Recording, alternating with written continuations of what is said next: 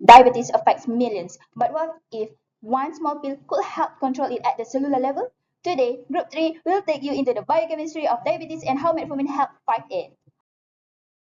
Keep your eyes sharp and your brain switch on because there's a quick quiz at the end to test what you have learned.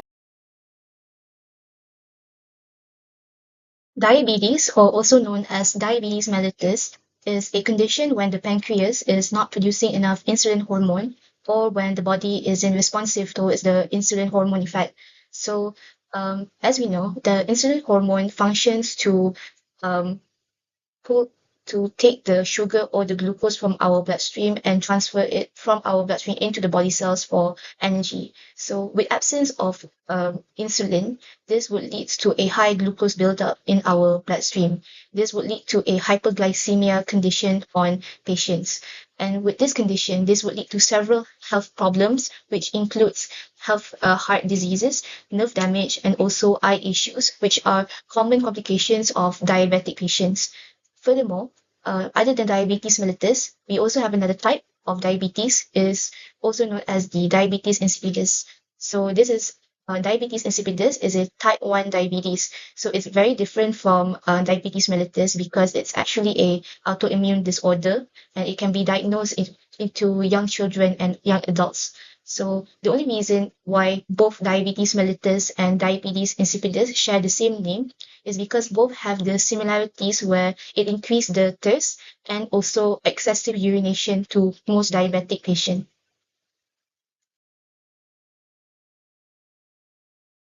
So the story begins in the 1500s BCE in Circa, where in ancient Egypt, they found this transcript of a Urbis papyrus that described the condition of excessive urination and weight loss. And in the same time, ancient Indian physicians also described a disease known as madhumeha, which means honey urine, noting to the fact that ants are attracted towards this urine from people with this disease. So these are like the earliest findings of diabetes in this timeline. And later on, in the 2nd century, Aratus of Cappadocia coined in the term diabetes, which means to siphon, basically describing the excessive urination which most of these individuals with diabetes have. And later on, in the 17th century, a British physician, Thomas Willis, would then add mellitus on the name of disease, which mean as honey sweet in Latin. So this is when he observed the sweet taste of a diabetic urine. So that's where the name diabetes mellitus or type 2 diabetes is discovered in the 17th century.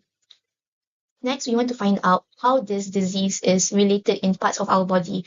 So this is discovered by the German scientists Oskar Miskowski and Joseph von Mering. Both of these scientists discovered that pancreas is linked to the diabetic condition of a patient. So how do they discover this condition is when they remove the pancreas from dogs. And after that, they observe the symptoms that resemble the patient with diabetes. So they draw out the conclusion that the pancreas is linked to blood sugar regulation, which is one of the causes of diabetes in patients.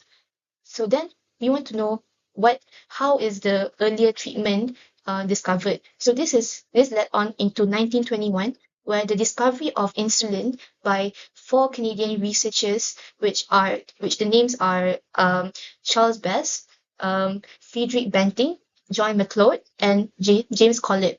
So these 4 researchers, they isolated the insulin from the pancreas and they successfully treated the diabetic dogs. So this shows that insulin is the hormone that regulates the blood glucose in our bloodstream. So an insulin is secreted from the beta cells of the pancreas. So this would later on lead to the earlier treatment of diabetes. So later on in 1922, they used insulin to treat a human patient with diabetes, marking the beginning of a modern diabetes treatment.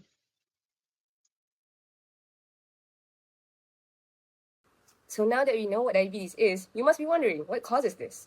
Now let's dive into the biochemical pathway abnormalities causing diabetes. So it mainly involves the impairment of insulin regulation. This will cause the effects on glucose, protein, and lipid metabolism. we'll be looking into what happens in both type 1 and type 2 diabetes. For type 1 diabetes, it's characterized by the immune destruction of the beta cells of the pancreas. So when there's no beta cells, there's not going to be any insulin production. This is caused by genetic and environmental factors such as viral infections. So if we look at the picture below, we can see that a lack of insulin will not allow glucose to enter the cells. It's like there's no key to open the glucose gates. So what happens? The glucose will stay in the bloodstream and this leads to hyperglycemia. But in type 2 diabetes, it's caused by defective insulin secretion and a decreased sensitivity of the target cells towards insulin, also known as insulin resistance. So this is caused by lifestyle factors that can be caused by a poor diet or having a lack of physical activity. So to put it simply, insulin is still there. It's just that the pancreas isn't making enough of it, or the cells just don't respond to it, which leads to a less glucose uptake and more glucose stays in the blood. There are some effects on metabolic pathways. The first one is GLUT4 glucose transporters are not activated, so glucose cannot be transported into the cells. Second is decreased glycolysis. This is because cells can't use glucose properly and less glucose is converted into pyruvate. Next is increased hepatic gluconeogenesis. So normally, insulin will suppress this pathway, but when insulin is absent or resistant, the liver keeps on making glucose even when the glucose levels are high.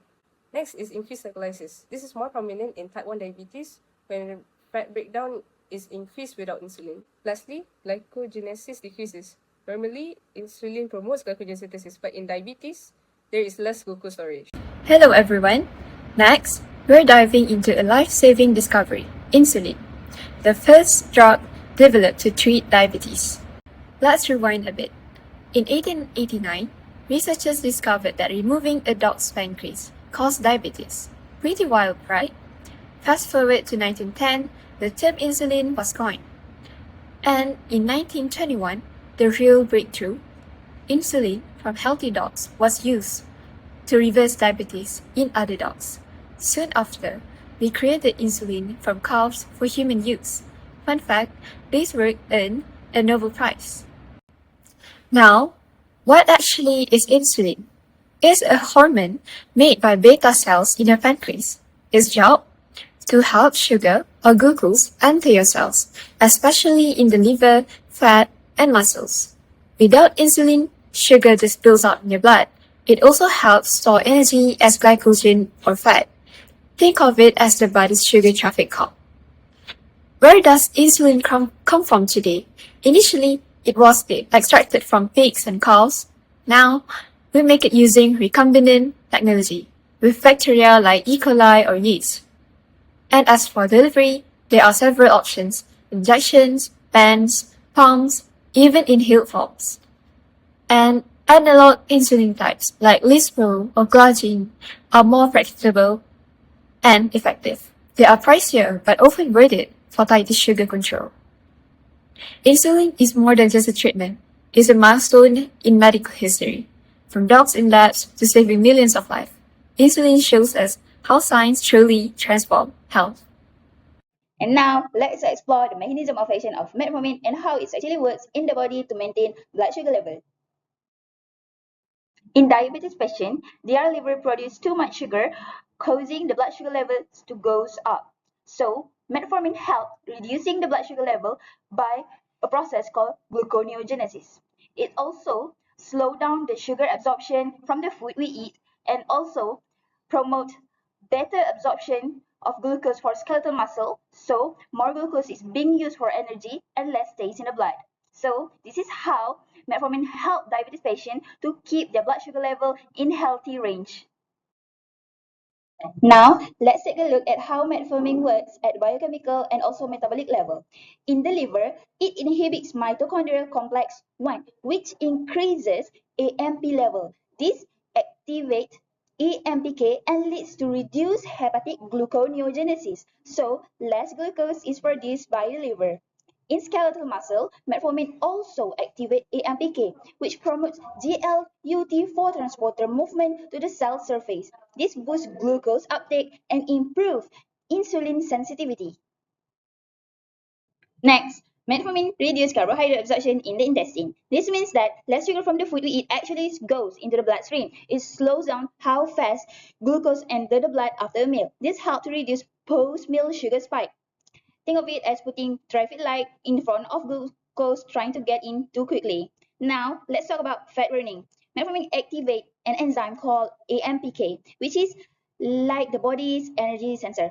Once activated, it tells the body to burn fats instead of storing it. It also inhibits a fat-building enzyme called acetyl-CoA carboxylase, which makes fat storage harder. So overall, more fat get broken down for energy. This is great because high level of fat also linked to insulin resistance. Metformin also improves how the body handles fats in the blood. It helps to reduce the level of LDL and VLDL, which are the bad types of cholesterol. By lowering these, it helps to protect the heart and blood vessel. So it's not just helping with sugar, but also your overall heart health.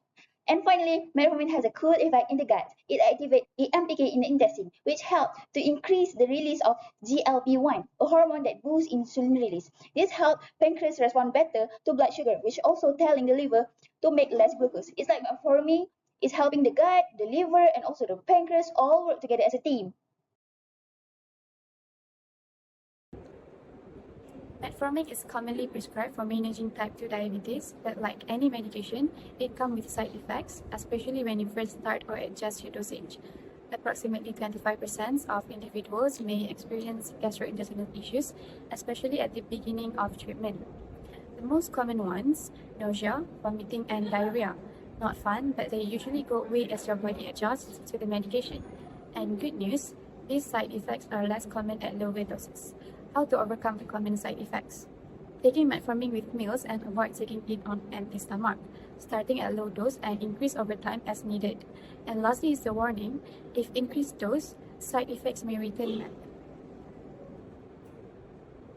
Let's talk about serious side effects of metformin. Don't worry, they are rare, but it's good to know what to watch for. First, lactic acidosis. This is when lactic acid builds up in the blood and it's serious. If you notice muscle pain, trouble breathing, extreme tiredness, stomach pain, or dizziness, get medical help right away. Next, vitamin B12 deficiency. Long-term metformin use can lower your B12, possibly leading to anemia or nerve damage. Regular B12 checks are a good idea. And don't forget about hypoglycemia. Low blood sugar can happen if you are not eating well, exercising too hard, drinking too much, or mixing meds. Finally, lactic acidosis is serious with a high risk. Some meds like corticosteroid or blood pressure meds can make it worse. Always check with your doctor about any meds you are taking. Stay informed, stay healthy, and keep that conversation with your doctor open. Alright, before we go, let's talk quick tips for taking metformin the smart way. Tip number 1, take it with meals. These help reduce stomach upset. Simple but super effective. Tips number 2, start low, go slow. Begin with a low dose and increase it gradually. Just like your doctor tells you, it gives your body time to adjust. Tips number 3, still having side effects? Ask your doctor about extended release metformin. It's easy on the stomach for some people.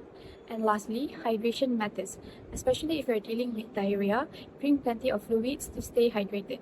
Follow these tips, listen to your body, and keep in touch with your healthcare provider. Managing metformin doesn't have to be hard. You've got this. And these are the references that we use to make this presentation.